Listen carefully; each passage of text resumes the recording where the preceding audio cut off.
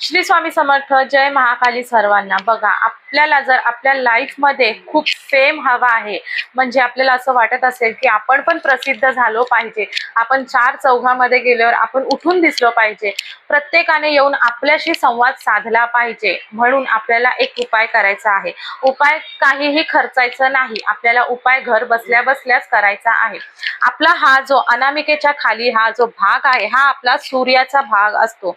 ह्या भागाला आपल्याला दर दिवशी म्हणजे रोज आपल्याला 5 मिनिटं तरी इथे आपल्याला त्याला ऍक्टिव्हेट करायचं आहे.